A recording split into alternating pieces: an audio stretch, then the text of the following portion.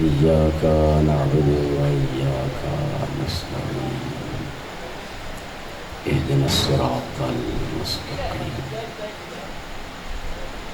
صراط الذين أنعمت عليهم غير المغضوب عليهم ولا الضالين بلند الصلوات.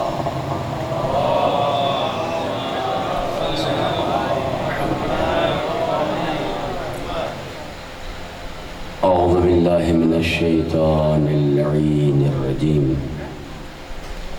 بسم الله الرحمن الرحيم.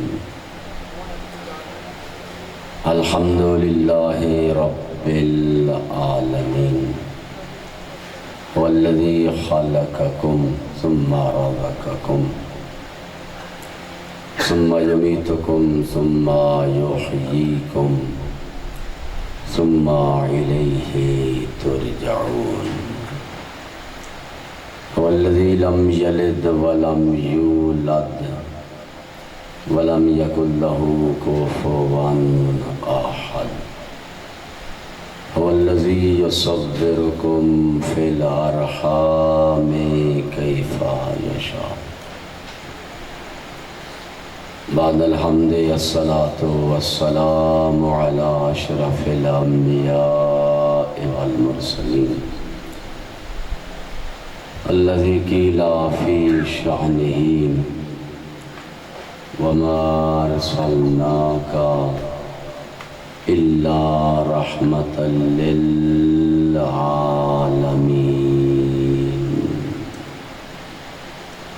وآله الطيبين الطاهرين المعصومين الذين أذهب الله عنهم الرجس وطهرهم تطهيرا.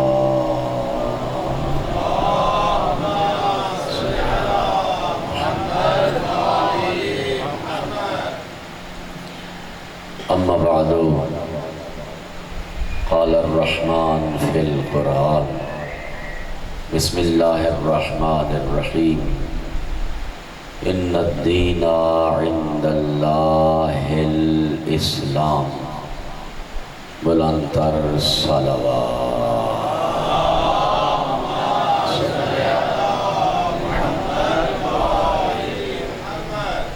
اپنی اپنی تمام عبادات کی قبولیت کے لیے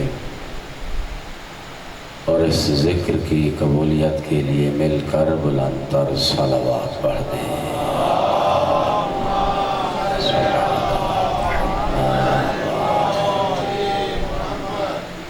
دنیا کے جس کونے میں عزاداران امام حسین علیہ السلام عزاداری منا رہے ہیں، سیدہ فاطمۃ الزہراء سلام اللہ علیہا کو پرسہ دے رہے ہیں، ان کی عزت جان مال کی حفاظت کے لیے بلندتر صلوات پڑھ دیں.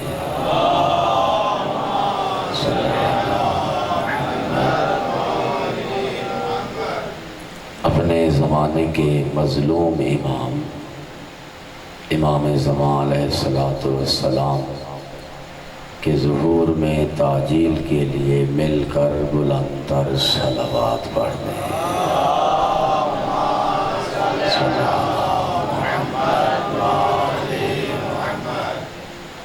دوستان محترم، بزرگان دین، برادران ایمانی، یقیناً وہ مقامات، وہ جگہیں بلند ہوا کرتی ہیں، ان کی شان اور عظمت بلند ہوتی ہے جس میں ذکر محمد و آل محمد ہوا کرتا ہے. صلی اللہ محمد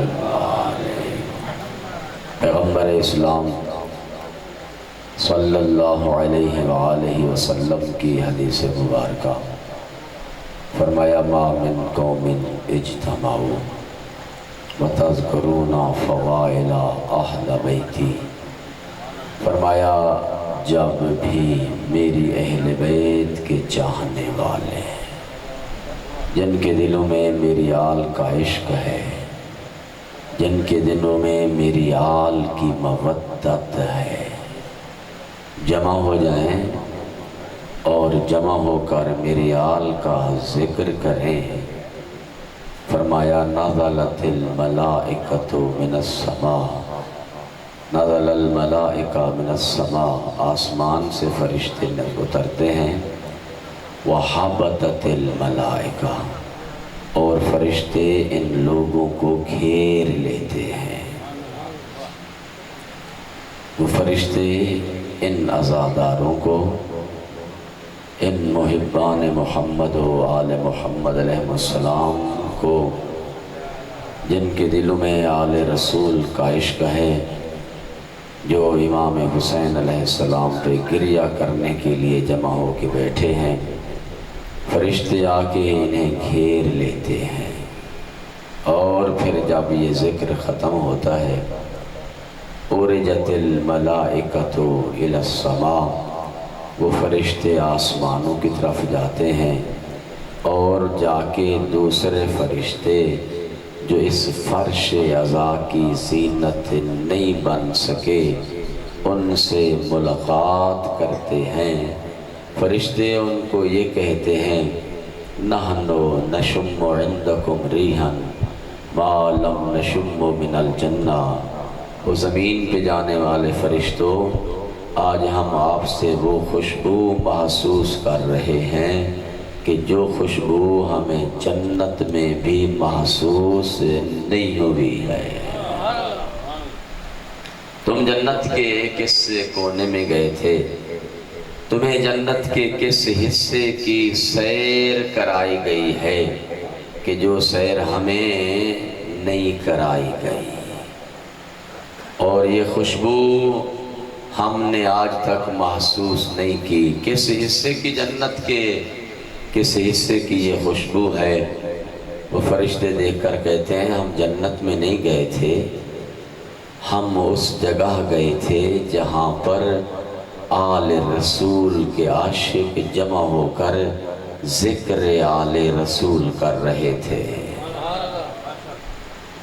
یہ وہ جگہ ہے جہاں پہ اللہ کی رحمت کے فرشتے نازل ہیں۔ ابھی اگر اس حدیث مبارکہ پر آپ کا ایمان ہے تو یقیناً ایمان ہے۔ اب جس جگہ پہ آپ بیٹھے ہیں یہاں پہ خدا کی رحمت کے فرشتے نازل ہیں۔ رحمت کے فرشتوں کے سامنے گفتگو ایسی ہو کہ کم از کم فرشتوں کو تکلیف تو نہ پہنچے۔ فرشتے نازل ہوتے ہیں، ان سے کہتے ہیں کہ ہم اس جگہ بیٹھے کہ جہاں پر آل محمد علیہ السلام کے چاہنے والے بیٹھ کر ذکر آل رسول کر رہے تھے۔ اور پھر یہ اس جگہ کی زینت ہے، یہ اس جگہ کی عظمت ہے کہ جہاں پر ذکر آل رسول ہوا کرتا ہے، اللہ کی ذات اس جگہ میں وہ عظمت پیدا کر دیتی ہے جو عظمت اور جو خوشبو جنت میں بھی تمہیں محسوس نہیں ہوا کرتی۔ بلند تر صلوات پڑھنے صلی اللہ محمد وآل محمد۔ آج کی اس مجلس کو میں نام کرنا چاہتا ہوں شہنشاہ وفا حضرت عباس علمدار علیہ السلام کے نام۔ لکھتے ہیں کان العباس علیہ السلام باباً للحسین علیہ السلام کما کان علیاً باباً لرسول اللہ صلی اللہ علیہ وآلہ وسلم، وکان العباس اخاً للحسین علیہ السلام کما کان علیاً اخا لرسول اللہ صلی اللہ علیہ وآلہ وسلم، وکان العباس عبیداً للحسین کما کان علیاً عبیداً لرسول اللہ صلی اللہ علیہ وآلہ وسلم کما کان زق العلی من رسول اللہ علما زق العباس من الحسین علما کما کان العلی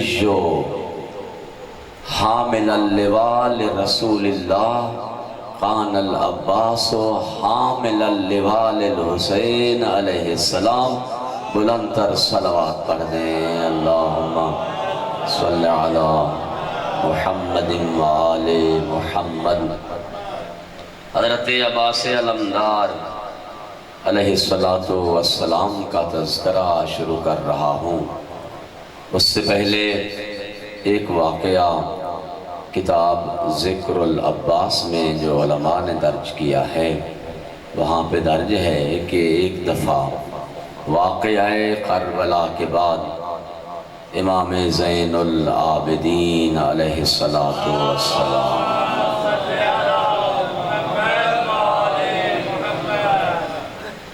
موجود تھے محفل میں۔ ایک راوی آیا، ایک صحابی آیا، اس نے واقعہ کربلا کا تذکرہ شروع کیا۔ جب اس نے واقعہ کربلا کا تذکرہ شروع کیا، ذکر چلتے چلتے پہنچا اس پہ کہ راوی نے حضرت عباس علمدار کا نام اٹھایا۔ راوی نے جیسے نام لیا، تیرا چوتھا امام احترام میں کھڑا ہو گیا۔ پھر امام بیٹھے، تھوڑی دیر کے بعد ذکر کرتے ہوئے پھر راوی نے حضرت عباس علمدار علیہ السلام کا نام لیا۔ چوتھا امام پھر احترام میں کھڑا ہوا۔ تھوڑی دیر کے بعد امتحاناً یہ راوی کی آیا امام سجاد علیہ السلام حضرت عباس علمدار کے نام کے احترام میں کھڑے ہو رہے ہیں۔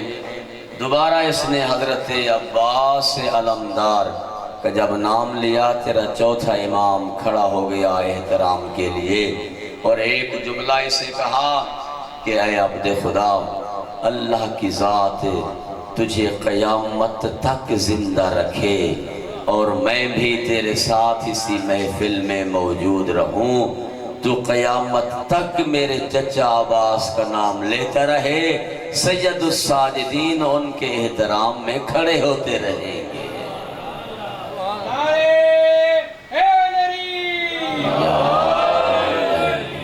وہ ہستی جس کے لیے وقت کا امام،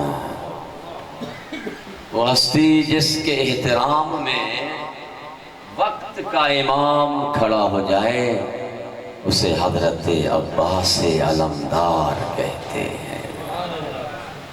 پہلا جملہ میں نے 6 جملے آپ کے سامنے حضرت عباس علمدار کی شان کے بیان کیے ہیں۔ پہلا جملہ فرمایا وق العباس علیہ السلام من الحسین کما وق علی من الرسول صلی اللہ علیہ وآلہ وسلم۔ یہاں پہ تشبیہ دی گئی ہے، جس طرح امیر المومنین حضرت علی علیہ السلام رسول اللہ کے ساتھ تھے، اسی طرح تشبیہ دی گئی ہے ان جملات میں حضرت عباس علمدار کو امام حسین علیہ السلام کے ساتھ ہونے کی۔ پہلا جملہ فرمایا زق العباس علیہ السلام، حضرت عباس علمدار علیہ السلام نے اس طرح امام حسین علیہ السلام کی زبان چوس چوس کے علم حاصل کیا ہے، کما بکا علی من الرسول، جس طرح امیر المومنین نے رسول کی زبان چوس چوس کر علم لیا ہے۔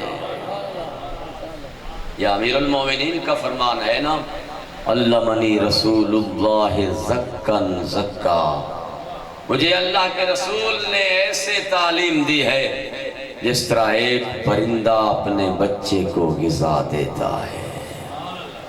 یہاں پر کلام الامام ہے، امام کا جو کلام ہوتا ہے وہ تمام کلاموں کا امام ہوا کرتا ہے۔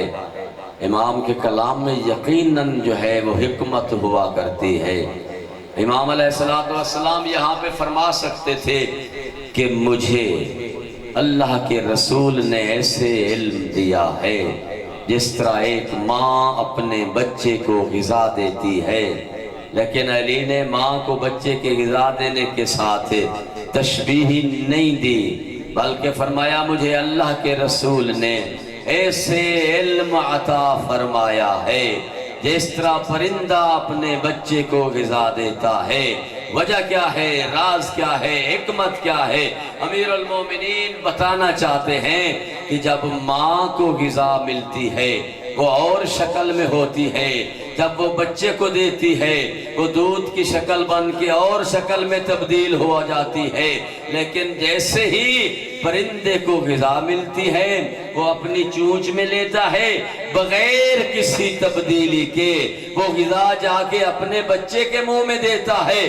جیسے ہی اللہ کے رسول کو علم عطا ہوا، بغیر کسی تبدیلی کے اللہ کے رسول نے وہ علم مجھ علی کو عطا کر دیا ہے۔